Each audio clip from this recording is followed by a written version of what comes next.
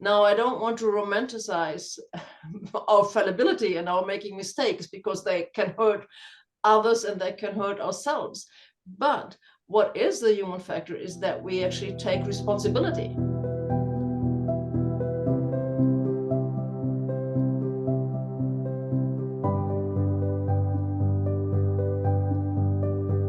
To this live discussion of the Boyle Lectures for 2025. My name is Niels Henrik Gregersen, and I am the president of International Society of Science and Religion, ISSR, and it is my pleasure to moderate the discussion that we are going to have here. My first thank is, of course, to this year's speaker, the Most Reverend Archbishop Emerita of Sweden, Dr. Antje Jackelén, and we have already heard you, and this was wonderful. And also to the respondent of this year, Professor Arthur Petersen from the University College London, Professor of Science and Technology and Politics. And I am soon going to give the word over to the respondents for today. But before I do so, I also wish to thank Dr. Fraser Watts for being a co-organizer on behalf of ISSR of the Boyle Lectures also this year, and no less to Anthony Nance for making our YouTube channels possible at all. It is now my pleasure to introduce the two respondents for today. Afterwards, we will have a response back from Antje Jackelén, who might also respond to Arthur Petersen's lecture also. The first speaker will be Professor of Nanomaterials at Oxford University, Andrew Briggs. And the second speaker will be Noreen Herzfeld, Reuter Professor of Science and Religion at the St. John's University in Minnesota. It's a pleasure to have two such esteemed speakers and respondents here, coming from the sciences and coming from the world of religion and theology. And without further ado, I wish to give the first word to you, Andrew Briggs, please. Well, thank you, Niels Henrik, and thank you, Archbishop Antje, for giving us such a feast in your lecture. You summarized your message visually in the shape of a triangle. You called it a dynamic love triangle between faith in knowledge, in other words, science, and knowledge of faith, in other words, theology and spiritual wisdom, and their common responsibility for the world. I'm a scientist. I'm the inaugural holder of the statutory professorship at the University of Oxford in Nanomaterials, which is just a hybrid Greek-Latin word for small stuff. And the stuff we research into is so small that we can control and characterize individual quantum states, which allows us to pursue fundamental curiosity and also to provide underpinning science for the emerging quantum technologies, which, according to McKinsey, within the next 10 years are set to contribute up to $2 trillion annually. Now, Archbishop Antje, you likened the relationship between theology and the natural sciences in the Western world to the dynamics of a growing family. I spent 16 years with the artist Roger Wagner, writing a book which Oxford University Press published as The Penultimate Curiosity, in which we describe how through history, going back before writing was invented, science has swum in the slipstream of ultimate questions, with only the occasional mishap, actually. But you then teasingly drew a parallel with how children struggle their way through adolescence. Our neighbours in Oxford had for a time in their hallway a placard which read, "Children, tired of being harassed by your stupid parents? Act now. Move out, get a job, pay your own bills, quick, while you still know everything." And it's rather like the legendary saying attributed to Mark Twain that when he was 14, his father was so ignorant that he could scarcely tolerate his company. But when he got to be 21, he was astonished how much his dad had learnt in the meantime. Now, we can visualize a more mature relationship through Archbishop Antje's triangle. Let's put problems of regional and global importance at the top vertex of the triangle. And then at the bottom left, let's put science. A growing concern amongst scientists is the loss of trust in science. Just this morning, the opening sentence of a newsletter that arrived in my mailbox from the head of the Mathematical, Physical and Life Sciences Division at the University of Oxford, he opens it saying this: "For the first time in my life, increasing numbers of our fellow citizens have come to entirely distrust science and engineering."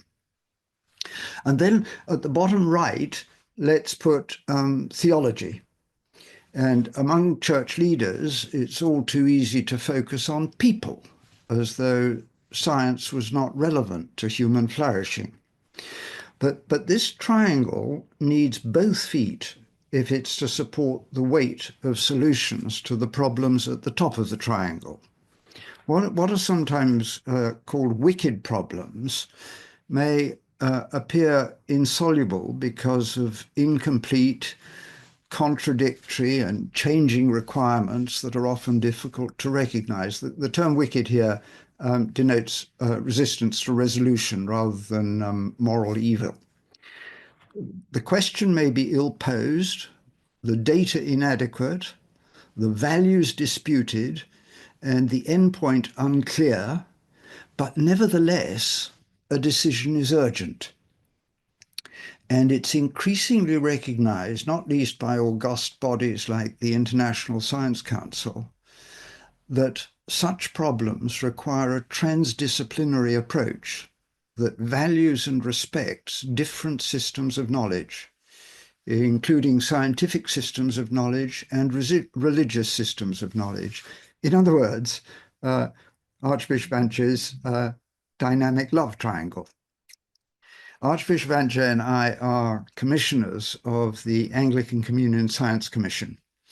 Of the 42 provinces of the Anglican Communion, 28 now have a lead science bishop to champion engagement with science in their province. And over 2/3 of them participated in the first global conference, which we held in Virginia last October. On the second afternoon, we visited the National Institutes of Health, where we were welcomed by the director, Monica Bertagnoli, who at the time was managing an annual budget of $48 billion. She gave us nearly an hour of her time, and she told us why. About 20% of her budget is spent on internal research programs and about 80% on external research. But there's a third pillar, which is community engagement, without which the underpinning research is not effective. And this visit was an occasion of huge mutual respect. She was amazed that senior church leaders from around the world had taken the time and trouble to come and visit the National Institutes of Health. And the bishops were amazed that the director of such a vast scientific endeavor should give them such a welcome and give so much of her time. And for many of the bishops, the visit to NIH helped to take away the strangeness and perhaps for some even the fear of engaging with science. Here in Oxford, at the Ian Ramsay Centre for Science and Religion, we're starting to develop a research program of theology as underpinning scholarship for science and religion. My own subject of materials is a fundamental science, embracing such basic questions as how do metals deform physically, and also providing enabling science for manufacturing industry, how to make superalloys for gas turbine engines and nanomaterials for future quantum computers. And in a similar way, I think that theology, which rightly studies fundamental questions about the nature of God and how God can be known, can also, without any loss of dignity, provide underpinning scholarship for church members and others who seek to engage with science in pursuit of their responsibility for the world and its inhabitants. So thank you, Archbishop Antje, for your inspirational image of a dynamic love triangle. Well, yeah, thank you very much, Andrew, for this response and for fleshing out this dynamic love triangle. Of course, it makes a lot of sense to me. I mean, generally speaking, I really feel encouraged also in developing this even more, this partnership with theology and spirituality. What you report from this visit is actually, it is about theology, but it's also about spirituality, because when this head of the NIH says, well, internal research and external research is fair enough, but it won't fill its purpose unless we have the community engagement. And we know that 80+% of the world population have some kind of religious affiliation. And we also know that religious leaders often have access to the grassroots, where government structures and authoritative structures may be weak and have a whole different opportunity to really reach out with what needs to be done. So this encouraged me to think, also in response to what Professor Petersen was saying in his response to the lecture, that yes, philosophy is good and goes a long way, but it can never replace theology and spirituality. It's not enough. So that would be my take on this. Thank you. Well, thank you. Thank you very much, Antje. And I think I will give also later on a word to Arthur in order to have a communication between you and Antje, Arthur and Antje on the lectures. But I think it is best that we go now hear you, Noreen. Thank you so much for being here. You have done a lot of research on artificial intelligence and religion. So we look forward to hear what you are going to say. Please. Thank you, Niels. And thank you, Antje, for an excellent talk. You sketched a history of growing division between science and the humanities. And so the first question that came into my mind was, will AI help close that division, or will it exacerbate it? I see a potential for both of those. And I can certainly see that right now, numerous ethical questions are raised regarding the use of AI. And in this sense, we could see the science behind it being brought together with questions of justice and values, as well as larger questions of what it means to be human, of what is the truth and what is the truth's role in our society. And what can pure ratio not do? But I also see in AI the potential to further the Enlightenment split, particularly when you think about the positions taken by transhumanists and posthumanists, who seem to almost take a quasi-Gnostic position that mind is good and what we really are, and that it must somehow escape matter. And so I wondered, do you see one of these prevailing over the other? Then I ask, is there a counter, particularly to the latter, to the push to separate mind from matter? And I think Christianity needs to recapture a deep embodiment. I think this is something unique that Christianity brings to the table of world religions. The idea that God took on our human embodiment in order to have that kind of close relationship that you mentioned as the fundamental part of the Imago Dei in us. And if you look at Jesus' ministry, boy, what I see is embodiment. He heals people, he feeds people. It's all about people's bodies, not just their minds. And then that brings me, of course, to sustainability, as it brought you, because our bodies won't live in an atmosphere that is not sustainable.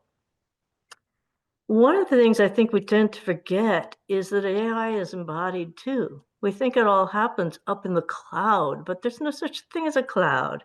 It's huge data centers that right now are sucking all the energy that we can possibly give to them. And in many ways, I see the move, particularly in my own country, the United States, toward elevating AI and elevating cryptocurrency, both of these being terrible energy draining things, as some of the biggest threats to sustainability. So that brings me to your final call for hope.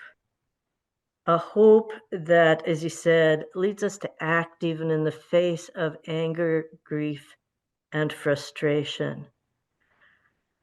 And I find myself thinking maybe it's precisely in hope that we bring together spirituality and science, because hope envisions a future and then takes steps towards it.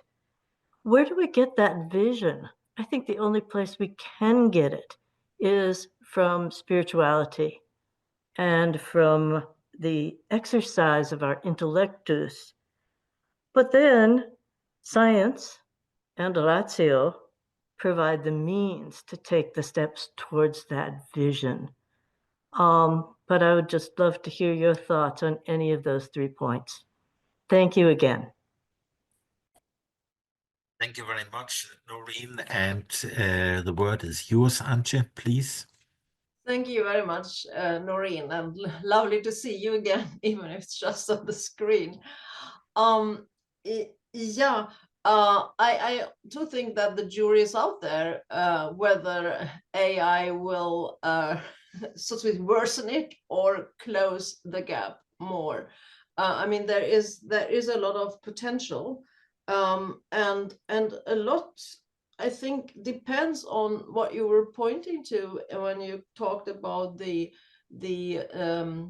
significance of embodiment when it comes to us as humans, and incarnation when it comes to one of the central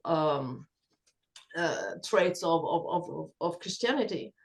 And here exactly the example of transhumanism is quite quite clear. I mean, the goal of transhumanism is sort of optimization, maximalization, and it's not about embodiment, right? Not the way we usually think of embodiment. It wants the perfect, whereas what is so important for what we even call the human factor is actually that we are fallible as humans. Now, I don't want to romanticize our fallibility and our making mistakes, because they can hurt others and they can hurt ourselves. But what is the human factor is that we actually take responsibility for our fallibility, that we seek forgiveness, give forgiveness, reconciliation, and all of that. Where transhumanism talks about optimization, spirituality and theology to talk about like reconciliation or sanctification or whatever, but it's still something different. And the crucial thing, I think, in being the Imago Dei is relationality. And relationality, relations to, well, to God, or the ground of being, whatever you want to call it, to creation as a whole, to fellow human beings, and to self as well. And I think that can't be underlined enough in our days, that relationality is so crucial, because that is a good counterpart to these other tendencies we are seeing. And then I'm very grateful to you for bringing up this connecting sustainability to AI, because to my knowledge, it is rarely spoken about that AI is such an enormous consumer of energy, and thus counteracting sustainability. So thank you for bringing that up. Thank you very much for your responses and replies. There was a very, I think, Arthur Petersen, that you gave a very strong challenge also to Antje Jackelén, and I just would like, when I have heard the lecture and the response, I really wanted also to hear the response from Antje, but I may want to call upon you, Arthur, first. Would you try to say what is your worry about saying that theology and spirituality, and perhaps even religion, actually means more to us who are into the religious traditions than in the real world? This is how I heard one of your challenges. Please, Arthur. Yeah, just very briefly. Thank you, Niels. So what Antje Jackelén just said in answering to my response, she said that philosophy is not the same as theology and spirituality, and I agree. However, my point was that theology does not have a monopoly of access to spirituality, and it may not even be the most impactful way in all societies, especially in the West. So my hunch is that philosophy may, without using too much metaphysics, in a very useful way, point out the importance of the experience of spirituality. And then I think Antje and I may find each other in the importance of spirituality in promoting then science and engineering for social change, to deal with the wicked problems such as AI or sustainability. I think we don't really disagree that much. We emphasize different sides of the same coin, and it really depends on the specific culture you're talking about, how much you can play the religion card, and how much you should find another way to connect with spirituality. So that was kind of the thrust of my response. Yeah, thank you very much. I agree that we are not too far apart from each other, but for the sake of like some dynamics, I would say, yes, you're right. I agree. Theology has no monopoly on spirituality, clearly. But I would question that you say that it is not impactful in Western societies. I think that is still very much wedded to this narrative of modernity, just moving all the way towards secularity and secularism. But I think we are sort of past that point. And again, some examples, as I already said, I mean, 80+% of the world population have religious affiliation. It may even be the case that atheism as such is declining in a longer perspective. Another reason is we have so much bad or even mad religion around us, which really requires sound theology and sound spirituality. We are also, at least in Sweden now, we are witnessing that young people are turning increasingly towards the church. We don't quite know for what reasons, but it is easy to guess that there is a quest, a longing, a something. You also said that theology might not have the impact. Well, let's just look back at that famous sermon that Bishop Buddy delivered the day after the installation of Donald Trump. It went absolutely viral. And I don't know how many newspaper articles around the world and how many clips have been watched by that. And I mean, it was, in a sense, it was very ordinary theology and went viral. We can discuss a lot about that, but I would question that philosophy is the stronger of the two. And also, what philosophy? I mean, we are past the point where we can say, oh, philosophy is sort of the meta level in the dialogue between religion and science. It is a sort of a neutral place, and it decides the rules for the dialogues. And we need to ask what kind of philosophy is it? So my question would be, we need both, yes, but it's not a given who is more impactful in what contexts. As you also said, I think in your response, we totally agree that you have to be contextual in these things. Can I just bring in another issue, because there's been two different fields that have been addressed by Antje in her Boyle lecture, and one is about ecology and the relationship to biology, and the other one has been artificial intelligence that we have addressed more centrally here.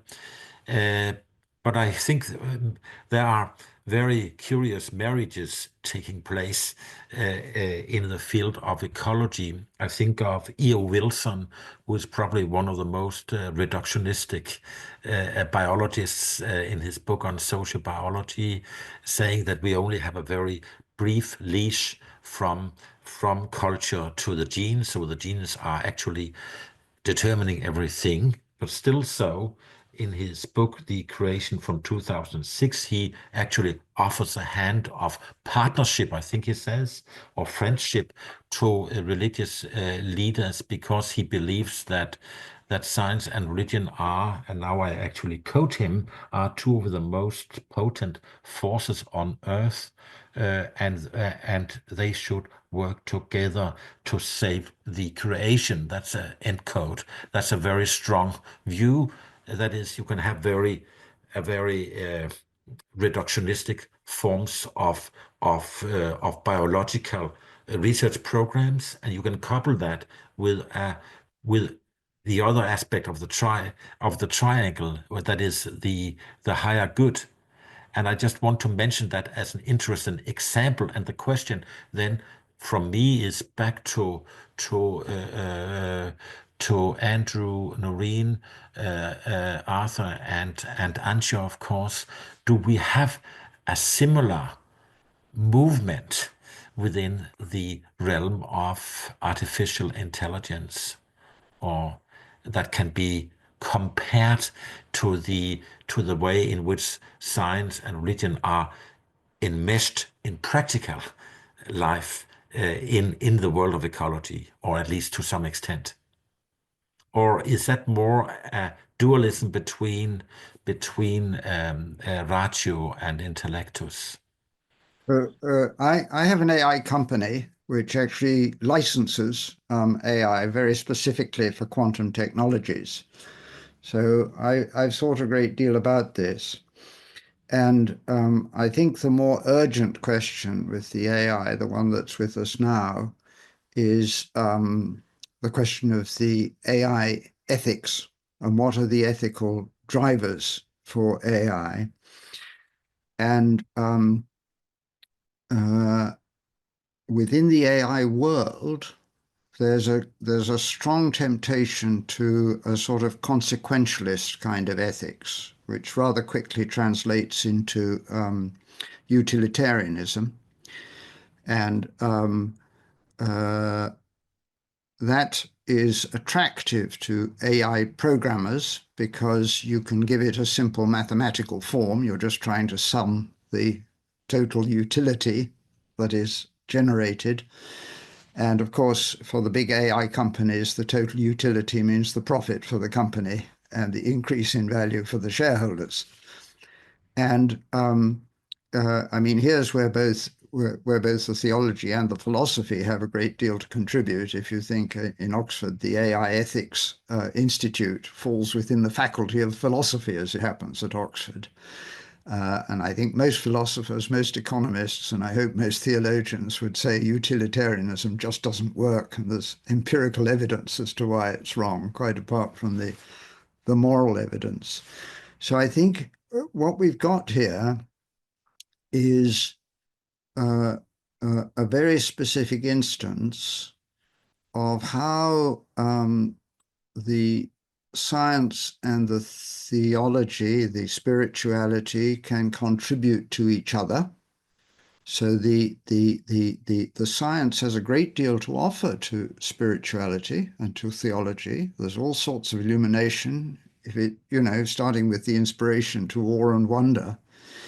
But then in the other direction, the theology, the religious commitment, the spirituality can offer the wisdom of faith, and I would say specifically the voice of the church to these issues here, where I think there's going to be an increasing appetite on the part of AI workers and inventors and innovators to recognize that they do need some more substantial ethical input than this rather naive and simplistic consequentialism. Thank you very much, Andrew. We still have, maybe we can round up here. There might also be some of you who actually want to pose a question to Antje or to Arthur. Then there is a possibility for this now. John Peacock, you have raised your hand. Thank you. Professor Petersen, could you help me understand if I correctly heard you say we can't go back to indigenous spirituality, but later I thought I heard you say that indigenous knowledge, including spirituality, is a major resource for sustainable ecology, and it's intermeshed with modernity. Yeah, what I problematized was that it was easy to go back, and that we cannot fully go back. And also I criticized the kind of modern use of indigenous spirituality as a resource. So there was a critical quote of scientists who think that they can just instrumentally use indigenous knowledge to solve climate adaptation problems. I made claims of fundamental incommensurability, but there is also, it's not completely other, there's also this enmeshment with our modern world. And I think this is a large question, and also an interesting and fruitful question to see what ways are there for diplomacy and ways forward. But that was largely problematizing the use of spirituality as a resource. Yeah, if I may, I find this also very interesting, the relationship between indigenous knowledge and modernity, and then this term you introduce of the meta-modernity, whether that might offer a third avenue, so to speak. And also connecting that to this example I used in my lecture from the work of Camelo Santos Rolon on the using the dialogue between neuroscience and theology for the sake of decolonization, because that has also bearing on indigenous knowledge, I would say. I agree with you that theology is important and essential and should play a role in coming dialogues between science, religion, technology, and so forth. I think there's a similar challenge in defining what exactly theology is that we find in the challenge of defining science and defining religion, especially if we take a big historical vantage point, and especially if we take vantage point of other religious traditions outside of Christianity. So, and this is something I've been thinking about for a long time. And what exactly is theology when we encounter Indian thought in particular? That's been my focus. I'm wondering if you have any insights or suggestions about this issue. Yeah, thank you. I mean, as I also said in my lecture, I usually use as a working definition, theology is the critical and self-critical reflection on the content and the effects of a religious tradition. Now, this can sound like rationally biased, so to speak, as if it is sort of only a reflection about the dogmatic content. But I think it is a definition that could be widened and also contextualized, for instance, to fit religious traditions that are not encoded in dogma, or that have their their main part just in, not just, that has main part in spiritual or religious practice. I think it's a useful starting point to say, well, this is a critical and self-critical reflection on the content and the effects of a religious tradition.